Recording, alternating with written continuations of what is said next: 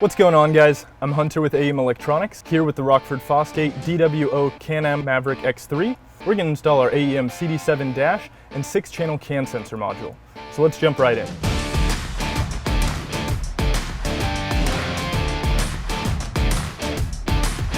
The AEM CD7 dash, it's a plug-and-play affair. Super easy install. On top of that, we have a number of sensor modules that allow you to put more channels into the display, like boost or belt temp. And the CD7 dash has an anti-glare filter as well as a super bright display, so you can see it no matter where you are, whether the sun's in front of you or behind you. Our plug-and-play harness for the Can-Am Maverick X3 makes setup and wiring simple.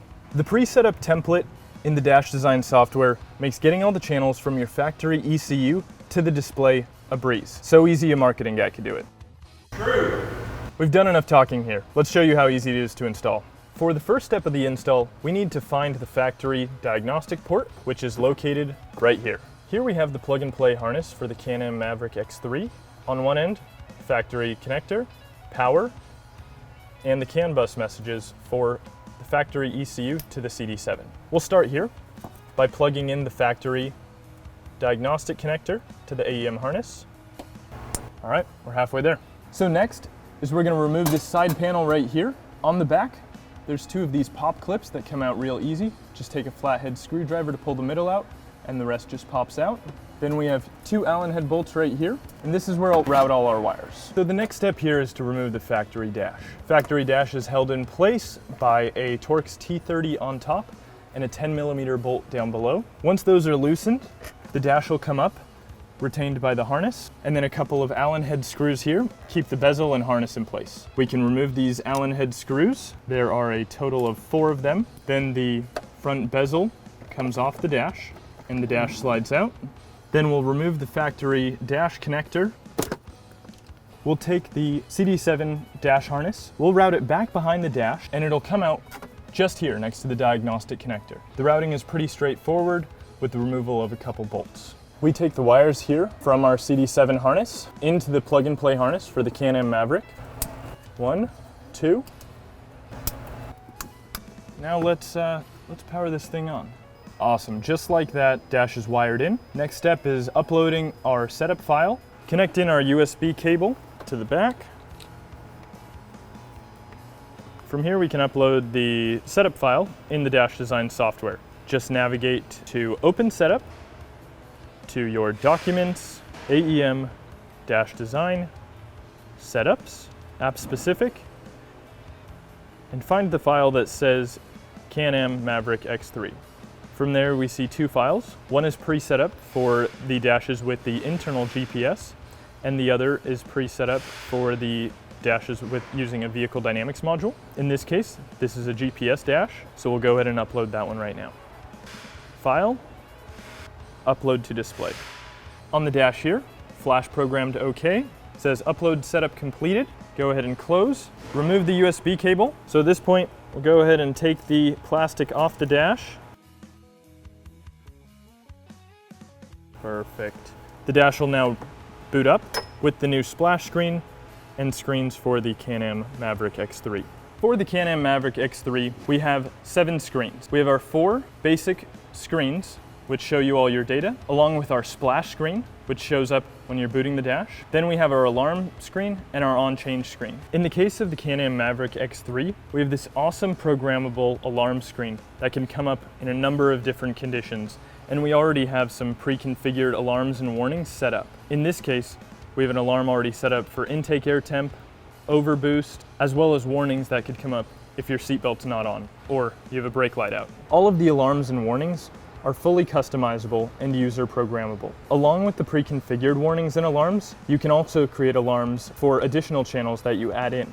In fact, we're going to show you how to install and wire in a belt temp sensor for the Maverick X3 and get that data onto your dash. One of the channels that doesn't come across the factory CAN signal from the OEM ECU is fuel level. So we're going to tap into the fuel level signal on the factory dash connector and then send that information to our 6-channel CAN sensor module, so then we could see fuel level on the dash as well. So right here we have the factory dash connector for the Maverick X3.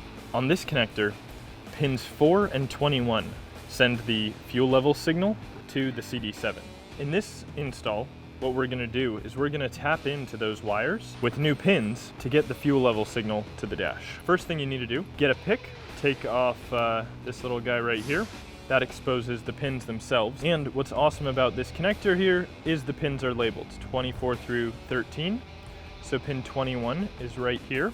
And then on the other side, we have pins 1 through 12. Now we'll depin them so we could get that signal over to the dash. Pry up on that, pry up on this. Now we can get behind the wires. Now on the back of the connector, what's even more cool is we have all the pin numbers right here on the connector. So you could clearly see pin 4, it's this wire right here, and pin 21 as this wire right here. The pink and purple, and the pink and looks to be brown. So we'll depin those now. Pull up on the seat. The pin will pull right out. Now it won't pull them out all the way right now, just so I don't lose them. Now I have replacement pins which match to these, so I will I'll cut these pins off and add our additional wire and send those wires to the 6-channel. So in the event that we want to reinstall the factory dash, these plugs are still here. Purple will go to pink and purple, and gray will go to pink and brown.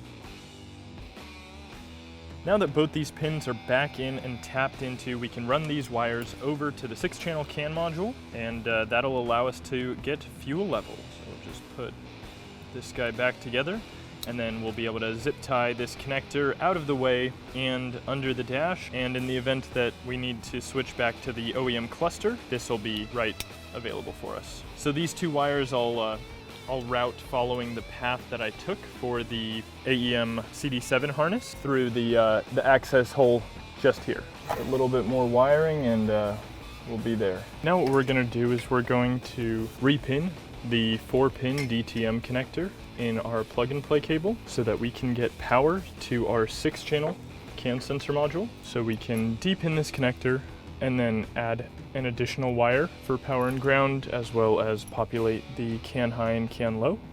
There we go.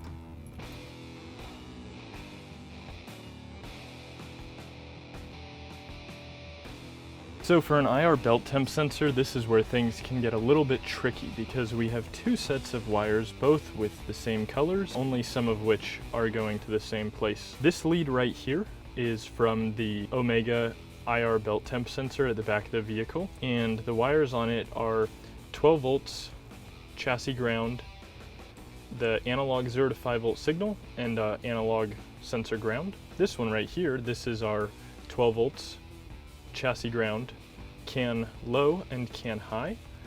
So we just need to keep a careful eye on what we're pinning to where on our 6-channel CSM. I'll pop up a diagram up in the corner of what's going on, and we'll also have a link to it in the description below, so you can get all your wires going to the correct location on the CAN sensor module.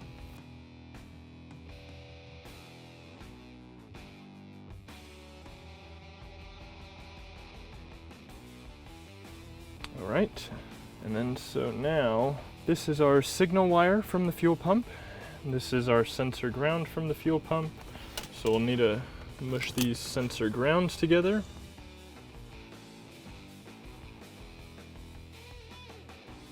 Okay, so just as a quick recap, we have our power and ground here. We have our CAN high, CAN low. We have our analog signal from the belt temp sensor.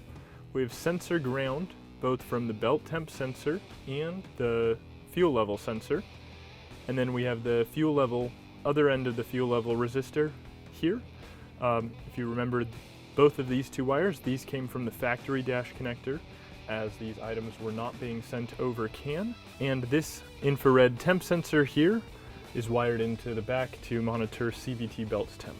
We'll get going and pin these into the connector right now. I have my wiring spec sheet in front of me. Once we get these all in, we can upload the new dash setup to see fuel level and the belt temp. Cool part about these connectors is all of the pin locations also have a small number on them, so you can quickly reference which pin is pin 1 and which pin's pin 12. So we'll start sending some of these all the way in and home. Wait for them to click all the way. You know they're locked in there.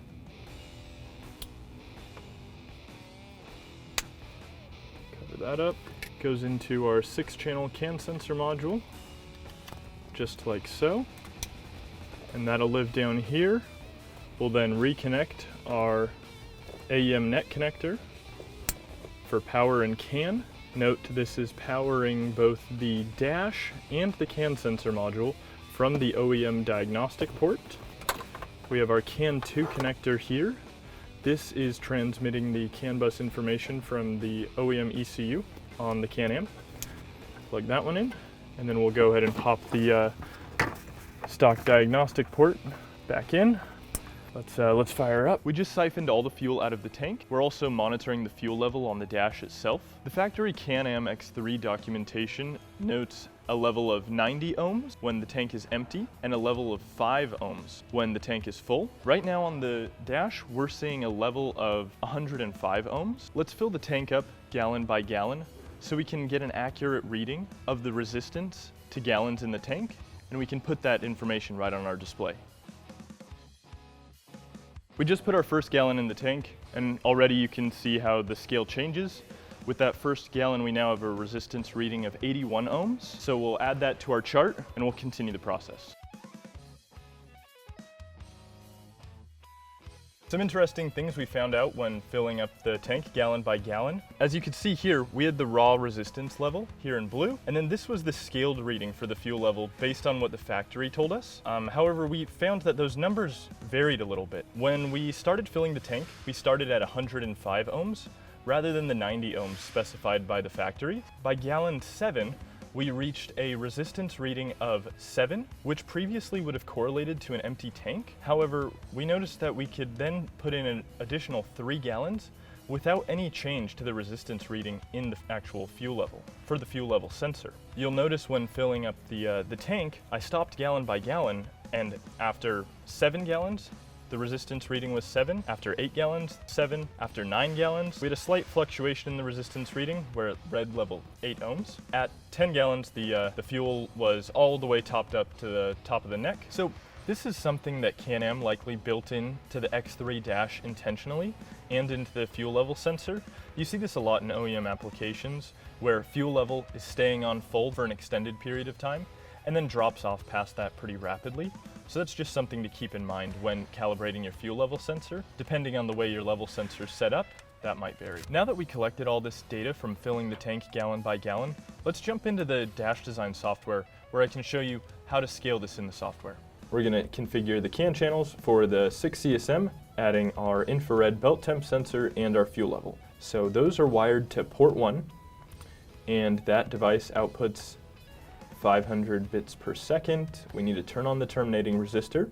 From there, we'll import the CAN DBC for the 30-2226. 30-2226, open. We are using the fuel level and the analog volts channel on analog 3. So we'll import those 2 channels. We'll then go to channels, create a new channel for our fuel level scaling. Now our primary input will be the fuel level channel here. This is the raw ohms value that is coming through. And we're going to create a function here with the ohms on one side and then the output on the other side. So in this case, we'll have the ohms on one side and we'll put the fuel level % on the other side. So we'll enter the numbers we collected from filling the tank. And on this other side of the tank, I'm also going to indicate the percentage full.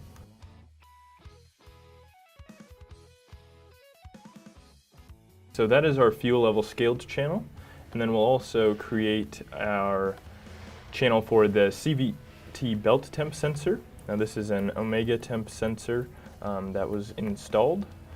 So our primary input for the belt temp sensor will be analog volts 3, and that sensor has an input of 0 and 5 volts, and it is linear between 0 and 400 degrees per the factory documentation. And the units on that are temperature in Fahrenheit.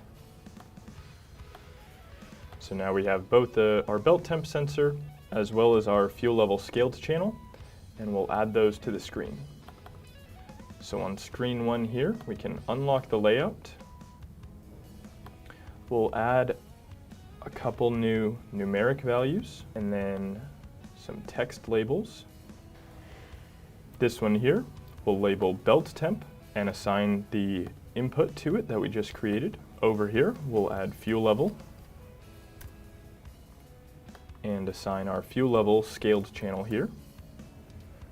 Fuel level scaled, that's the channel we created that it will show the percent of fuel. This channel here, fuel level EXT, that's the raw ohms value that we're getting from the 6-channel CSM. So the next step here is going to be to upload our new dash setup file to the CD7. This new dash setup file, if you'll notice, includes both fuel level and belt temp here on page 1. These are both the channels that are coming in via CAN from that AEM net connector. So let's file upload.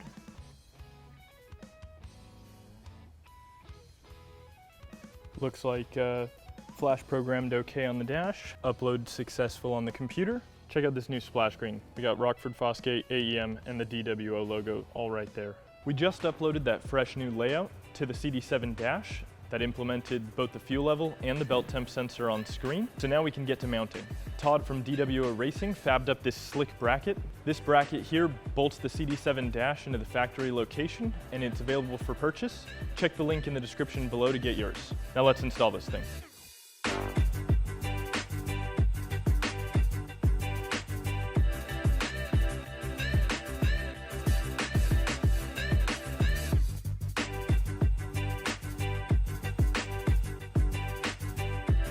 Todd, you work with like a lot of race cars, right?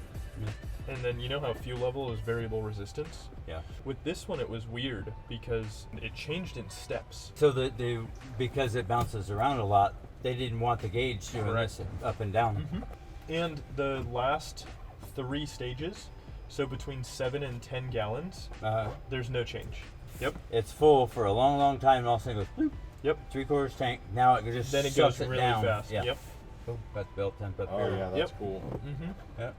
So that button there, that'll change the pages, and these are in the preset layout. Right. This one is more of a like a lap timing or race page.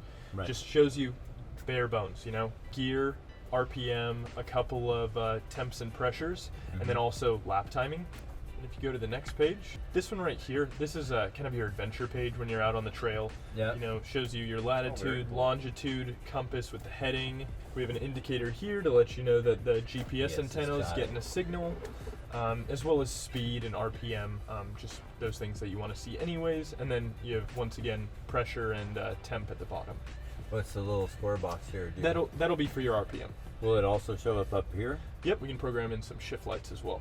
Gotcha. If you go to the next page, that's the last main screen that you have. This is just a full diagnostics page. Your dynamic power steering mode is here. You have it on the max setting for those big boy tires you got on there. And on top of that, we have the that added functionality of the 6-channel CAN sensor module. So you're now getting belt temp, fuel level, we added in there. And then if you need to monitor something else, another pressure, another temp, whatever comes up when you're out and about and you're like, oh, maybe something failed and you want to start monitoring that, you can add that into the system as well. Gotcha. Cool. What do you want to do about alarms, warnings? Do you And want us to set any of that up? For high engine temp. Okay. And belt temp.